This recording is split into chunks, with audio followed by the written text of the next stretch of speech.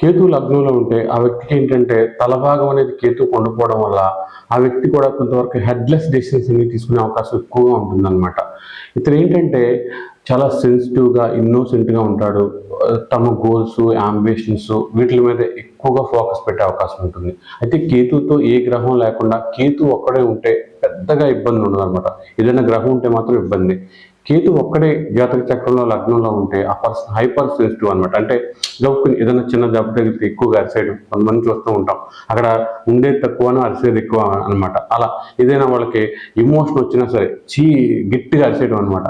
నాకు వద్దు, నాకు కావాలి, ఇలాంటి విషయాలు కూడా చాలా గట్టిగా చెప్తారనమాట.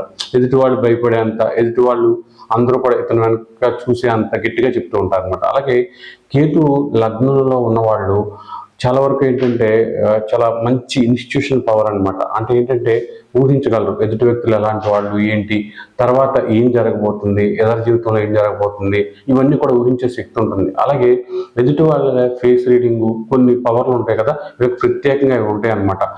ఎదుటి వాళ్ళలో మనసులో ఏమనుకుంటున్నారు, మనసులో ఫీలింగ్ ఏంటి, తర్వాత ఎదుటి వాళ్ళకి ఏం జరగబోతుంది, ముందే నాకు తెలిసిపోయింది, ముందే నాకు ఇలా జరుగుతుందని తెలుసు, ఇలా చెప్తూ ఉంటారు కదా.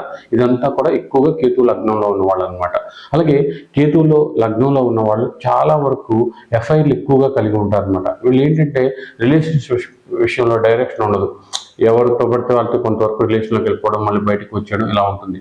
అయితే వీళ్ళు ఒక్కొక్కసారి లవ్లో డీప్గా వెళ్ళినప్పుడు కొంత వరకు మెంటల్ పీస్ అనేది ఉండదు. ఓవర్గా వాళ్ళకి అట్రాక్ట్ అయిపోతారు. కొంతమంది కేతులో లగ్నంలో ఉన్నవాళ్ళు ఒక మ్యాడ్ డాగ్స్ లాగా, అలాగే క్రేజీ మెంటల్లీ ఛాలెంజెస్ లాగా చాలా వరకు లవ్లో బిహేవ్ చేసే అవకాశం ఉంటుంది. ఎదుటి వ్యక్తి అంత ప్రేమను ఇవ్వకపోతే వీళ్ళు చాలా ఫీల్ అయిపోయే అవకాశం ఉంటుంది. ఏది ఏమైనా కేతువుల లగ్నంలో ఉన్న వాళ్ళు ప్రేమ విషయాల్లో స్టేబుల్గా ఉండకపోతే జీవితం పాడైపోయే అవకాశం ఉంటుంది.